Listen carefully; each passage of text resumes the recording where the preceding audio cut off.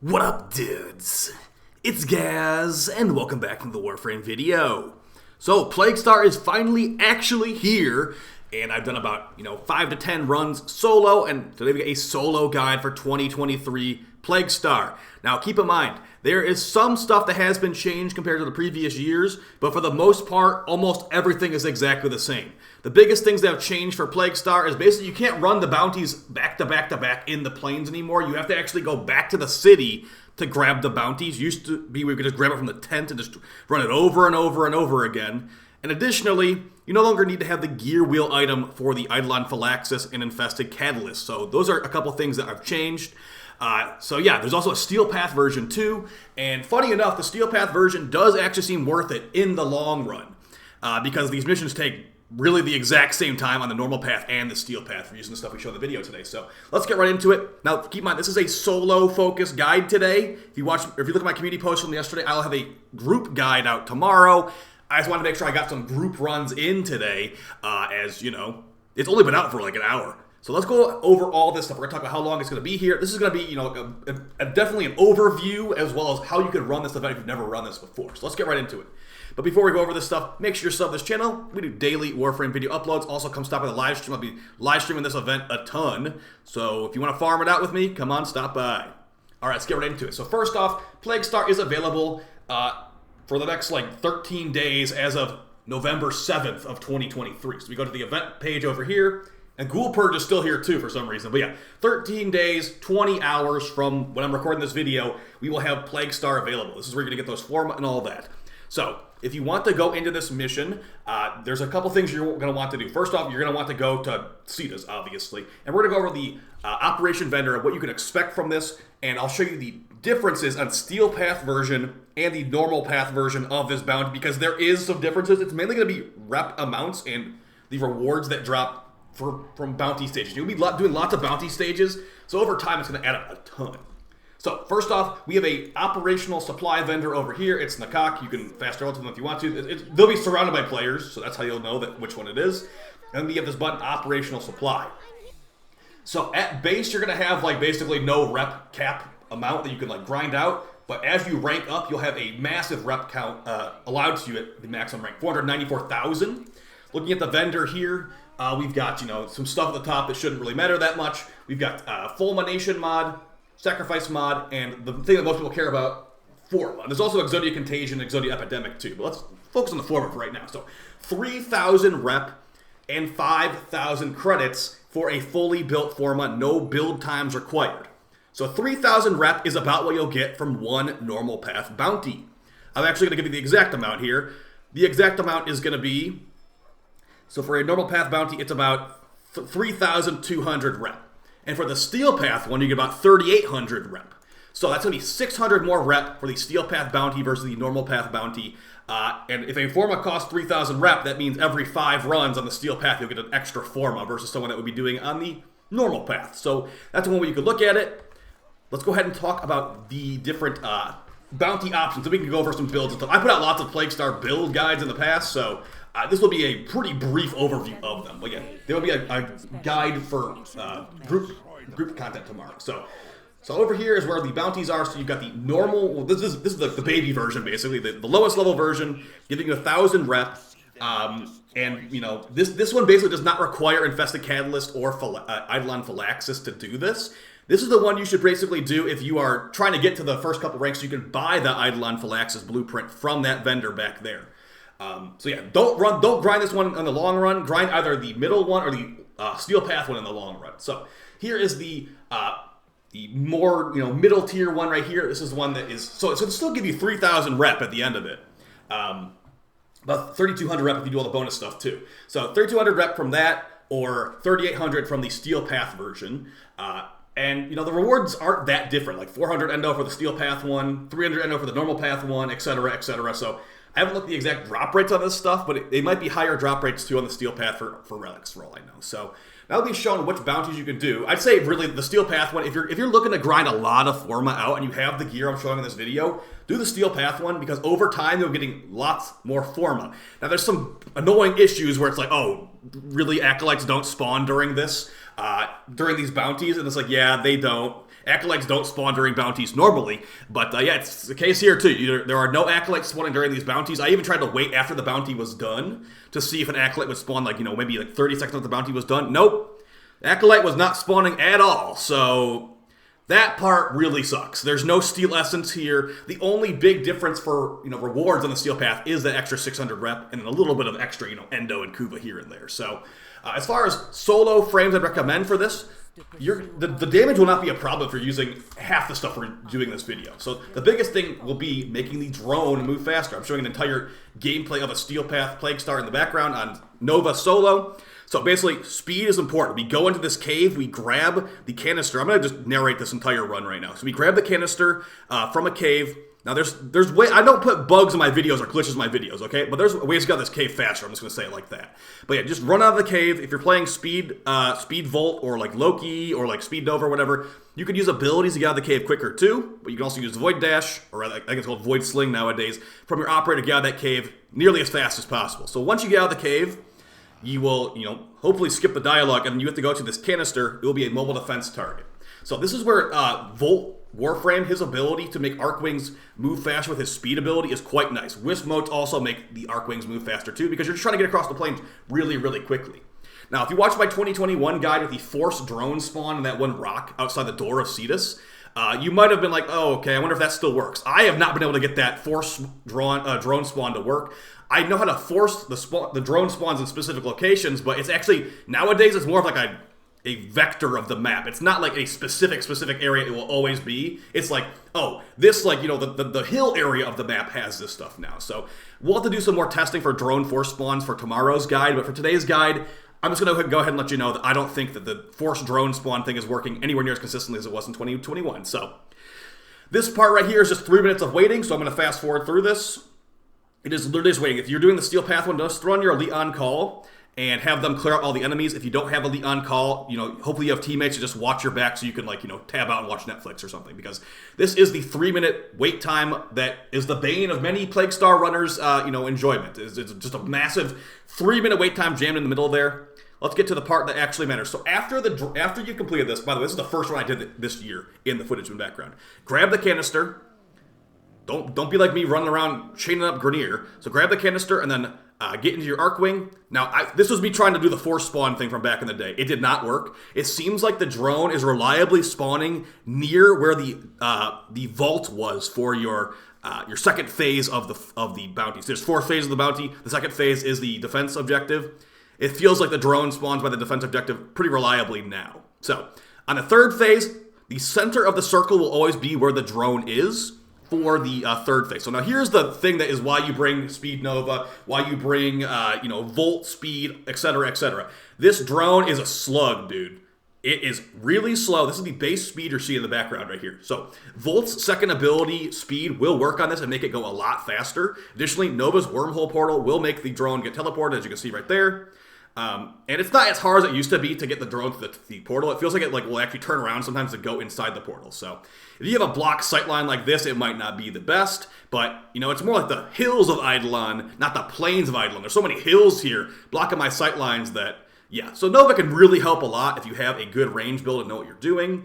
So yeah, I'd say a combination of Volt and Nova will be extremely good for this. Of course, Loki can also work, but Loki does have to get to the spot he wants to teleport to, where Nova can just place the portal and it can just have it done with. So one of the biggest things you'll notice on the Steel Path version is that the Steel Path Grenier are very tanky because we're modding for an anti-infested builds right now. We're not really set up for killing Grenier, so that is the one thing you might be like, oh man, the Steel Path one's annoying. It's, it kind of is. There is a lot of Steel Path Eximus Grenier here. That is the biggest annoyance, I'd say, of the entire Steel Path aspect. And if you don't clear them out, they will stay there, and the Infested will fight them and throw toxin AoEs all over the place. So make sure, if you can, to clear out those Grenier Eximus that are on top of the objective. So now we're on the final phase of the bounty. This is the part where you're going to be killing infested enemies to increase the progress bar on the left side of the screen. That is going to be basically what's spawning the next Hemocyte boss. Every 25% there will be a boss that spawns, and look how many Grenier Eximus there are here. So that's quite annoying, but Condemned from Hero was quite nice here to keep all the infested off my back while I try to take care of the Grenier. So as we kill enemies, the progress bar goes up. The Prisma Angstrom was quite nice for this. I was trying to one-shot it like my video the other day. I wasn't even seeing damage numbers for some reason, so I have no idea what's happening there. So I'd recommend to use the Pyrana Prime or the Prisma Gorgon for this. But really, a lot of weapons are good too. I've had the most success with the Pyrana Prime, the Old Faithful. So now the 25% of the bar has been filled. The Hemocyte is ready to go. Don't chain them up in the boil like I just did right there. This is where your Vastilok for armor strip will come in. We'll show all these builds here. Don't worry about it. I'll say now the armor is gone. You can either use a CC ability to stun him while the face is open, or you can, do something else, or just not stun him and just try to shoot him down. So right here, you just mow down the head. Once the head is open, you can shoot it. The Gorgon Metamorphic Magazine mod will stun the Hemocyte mid-attack, so that's quite nice. And things that you want to use here, you want to use, weapons that are burst damage, basically. You want to be using, the most ideally, high pellet count, high crit, full auto / weapons. And look at that, the Pyrana Prime fits all those bills. So that's quite nice. Now, the Prisma Gorgon is impact focused, but the Prisma Gorgon is good because of the augment that stuns this. By the way, this is all on the steel path right now, guys, so you can insta-melt it on the steel path. No big deal at all. And I'm doing this solo, so I have no Eclipse buff for my teammate. I have no Wisp motes. I'm just playing solo Nova right now. And solo Volt can also do this too. So every 25%, it will fill up the bar. Another Hemocyte will spawn. On the last 99%, the final Hemocyte will spawn. You can just nuke all the infested down. So the reason I'm not just blowing up every infested I see and I'm focusing on the boss is because I want those infested to hang out. So once I get to the next phase, I just nuke them all down with the Angstrom, and we're on to the third Hemocyte boss already. So that's why you don't always constantly clear the infested. Also, don't clear those spawn pods either if you can avoid it, as that will be where the infested are coming from that you're going to be killing to get that progress bar. So very important part right there. So right there, Angstrom just nukes down a whole wave. I actually overkilled the infested that time. It's supposed to stop at 75. We went to 82 because I killed so many infested with that Angstrom shot. And then it's, just rinse and repeat over and over again. So the biggest problems here is just the Hemocyte is being stupid sometimes. Like the Scythe one will just stand there and do nothing a lot of the time, which is very annoying. As you can see in the background, I'm dying quite a bit because there is no other enemies. There's no other allies for the enemies to focus on. It's just me. So, and there's the Angstrom not even getting damage numbers right there. So that might just not be working at all, unfortunately. But yeah, I'm going to show, so now that we've shown the stuff on Nova, let's show the stuff on Volt. And Volt is actually really, really good for this too. I'm going to show the builds for all these frames I recommend at the end. And of course, the group guide will be out tomorrow. But the main frames I've been using for these tests so far has been Nova Prime, Volt Prime, and Wisp Prime. Titania Prime is also good, and if you want to have the infested under control, an ad control frame like Mesa would be great because Mesa will only target enemies, rather like the infested. She will not target the spawn pods with her pistols, so that's something you could definitely do. Oh wait, it's the objective where I'm waiting around and doing nothing. Let's go ahead and skip this. And then here is the Wisp, or rather the Volt Speed working on the drone. This is actually extremely nice. And not to mention, it does work on the Arcwing too, like I said earlier. So we basically just go and find the drone. It's going to spawn really far away until we can maybe find a force spawn method by tomorrow, hopefully. So when you get over there, of course, at the center of the circle, like I told you earlier. And yeah, it can be a little bit hard to see in the dark. So once you activate it, push Volts 2. Look how much faster it's moving now. Compare that to the Nova speed we were doing earlier. Of course, Nova can teleport this, but I would not want to go this 900 meters on a normal speed. So make sure you got some kind of Volt buff or Wisp motes. Wisp motes are a lot less of a speed buff on this drone. The drone moves a lot faster with Volt, so I'd highly recommend Volt. If you can only pick one speed buffer frame, bring Volt over Wisp for this, in my opinion. Wisp motes are nice to not die, hopefully, against the final Hemocyte boss, all the infested around you. But yeah, Volt is very nice for making the drone move faster. In addition to Nova, you'd be getting this thing all the way across the plains really quick. So speeding on to the end right here. So same thing with Volt, now we're using the Pyrana Prime here. Now, I will show you that the Pyrana Prime is quite powerful. All this is on the steel path, by the way, guys. So on the normal path, it's the exact same thing, just like, a couple less bullets. And as far as the clear times, for 2 solo runs, I did it back-to-back. Because someone in my clan chat was like, the normal path one is more efficient than the steel path one. I'm like, oh, let's see if you're correct. And I tested it out. They were both 10-minute runs, steel path and normal path. I would say that that's only going to happen, though, if you have the kind of gear we're showing in this video. If you are not bringing the proper equipment, you will, you probably just do the normal path. And if you want a more chill experience, just do the normal path. It's still a guaranteed forma every run. It's not really going to be giving you as much forma in the long run, But that's why I said, if you're doing a long amount of, if you're doing a lot of farming for this, get your steel path stuff all set up. And we'll show the builds here in a second too. So that's just because you're getting 600 less rep. Over time, that's going to equate to less forma for the amount of time you're spending playing the game. So let's go ahead and start showing some builds here. Because the Pyrana Prime definitely melts him for sure. So, all right, enough of that. Let's get into this. Now, if you have any, guys, if you want to see anything additional, I will be on stream later tonight, of course. So, here is Volt for solo. Now, I did take off Eclipse because this is for solo, and honestly, I was able to melt the Steel Path version in no time at all. So, the helmet ability of choice is Energized Munitions. This will give us ammo efficiency for our Pyrana. We can fire it for longer, hopefully kill multiple Hemocyte heads in one magazine. As far as the other stuff on the build, it's just as much power strength as possible because the speed buff is going to work on that drone, and we want to make the drone move really, really quickly. So if you put on some Archon shards for power strength, you can make it move even faster. I've got Equilibrium on here. So a lot of these mods are not fully maxed out because I wanted to make sure that my range was high enough I could actually hit the drone if I wasn't right next to it. Not to mention that, yeah, that's just the best I got right now, to be honest. I could put on a lower rank adaptation. The adaptation is meant for if you have a Wisp on your team. If you're playing solo like this guide's supposed to be about, I guess you just put on like Prime Vigor or something there. You just need to increase your tank stats in some way. But yeah, Equilibrium, so every orb is going to be giving us energy. Every energy orb is giving us health, etc., etc. Prime Flow to cast more abilities. Sprint Boost to make it where the just moving around faster. And then a ton of strength and a ton of duration just so we can, have that speed buff going. Arcane Aegis, because I was just getting hammered by Infested constantly. You could probably go for like Guardian or Grace if you have a Wisp on your team. But yeah, the way it stands right now, it doesn't really matter if you die, to be honest, because you have to go back to town after every run. So you have 5 revives or whatever, 4 or 5 revives. So as long as you don't die 4 times, you can just go back to city and reset your revives. So yeah, I don't really like that too much, to be honest, but that's how it is. And as far as the Pyrana Prime build, let's go ahead and show that. So the reason that I'm modding for Corrosive, you're like, why are you modding for Corrosive? You're armor stripping him. The Infested are kind of weird. This Infested, the Hemocyte, once his armor's removed, he's weak to Corrosive and blast damage. You'd think that like he only would be weak to Corrosive when his armor's up. No, it's the opposite. When his armor's up, he's actually weak to like radiation, I think it is, because they got like Infested Sinew armor. But as far as the build, it's a Corrosive build. And we got Prime Expel Infested on the build as well. Now, I did have secondary outburst in my previous video. Guys, that was mostly because we were testing against Lefantis, and Lefantis had no trash ads. This mission spawns tons of trash ads, so secondary Merciless is great. But the rest of the stuff is just going to be, Electric and Toxin for Corrosive, Bane the Infested, double crit mods, multi-shot mod, overall base damage mod, and then the Riven is fire rate, crit damage, overall damage, and minus zoom. If you don't have this Riven, just put on like Lethal Torrent, I guess. Lethal Torrent or some kind of other fire rate mod.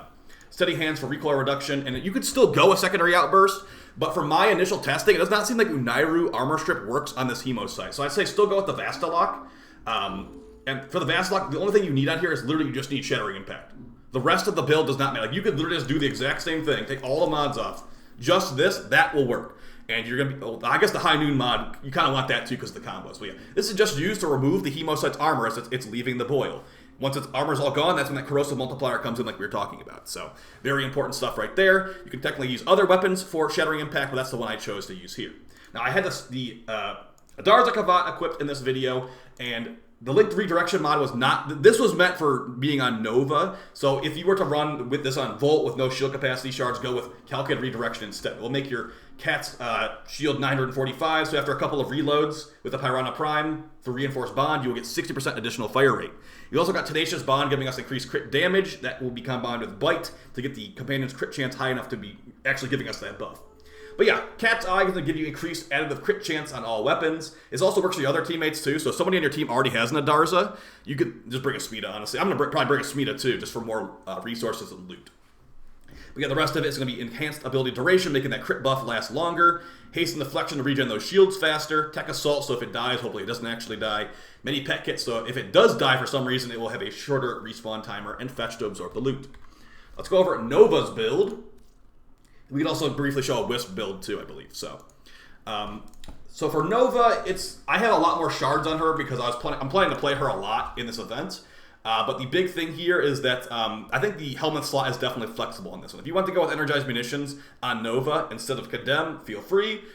They're going to be very similar, but just keep in mind you will not have access to a stun on the Hemocyte. I was trying to use this Arcwing. where is it? I was trying to use the Amisha's third ability, Warding Grace, to slow the Hemocyte. It just didn't even seem like it was working, so I don't know what was going on there, but this should technically slow the Hemocyte down, the Amisha Arcwing Warding Grace ability. But yeah, it didn't work for me. So we got Speed Nova here, so we have negative power strength on purpose by using Power Donation and a maxed out Overextended mod. Overextended is a perfect mod for this build as it makes it where we have increased range but reduced power strength. And if you have negative power strength on Nova, you make the enemies move faster, so we'll make the Hemocyte come out of that boil quicker. It's great. Now, you technically don't need Power Donation. This is just the most amount of negative power strength possible. You can put on like Brief Respite or something there instead. But yeah, we just have the maximum negative power strength, and this will also give power strength to our teammates too if we're in a squad setting. So range mods all over the place. Got range here, and range there. Our portal distance is about 132 meters, and we can just cast it over and over again. We've also got Condemn from Harrow, making it where the infested are chained up and just waiting to be killed for the next progress bar.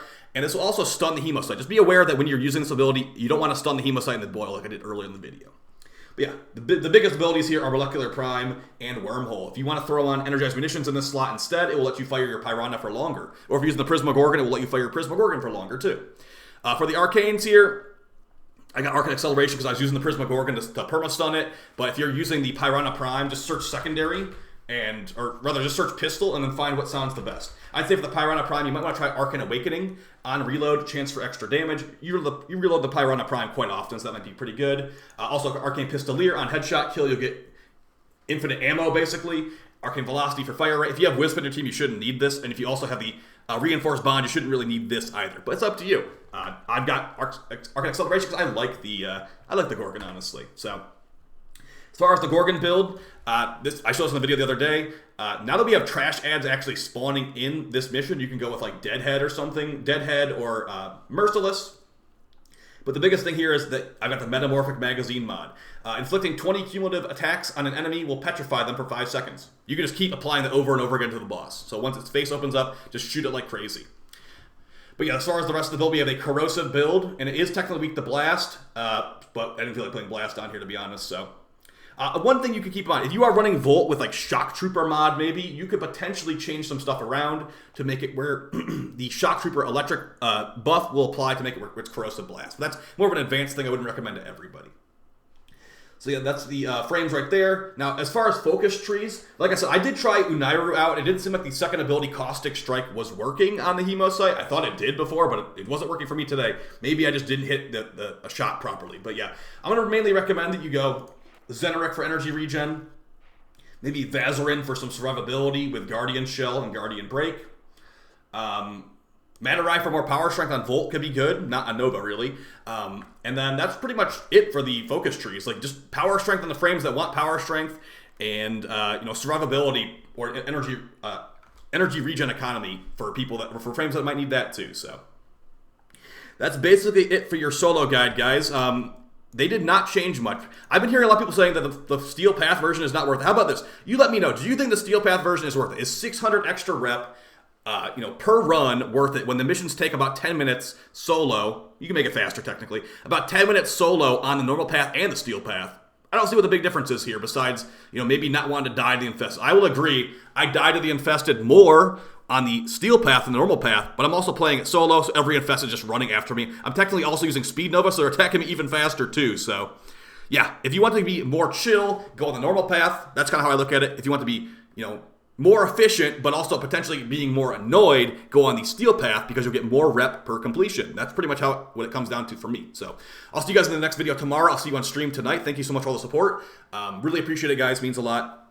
Let's go get those Forma. And yeah, it's going to be here for about 2 weeks, so if there's anything I forgot in the video, I will put it in a pinned comment down below. And yeah, I'll see you guys next time. Take it easy. Later.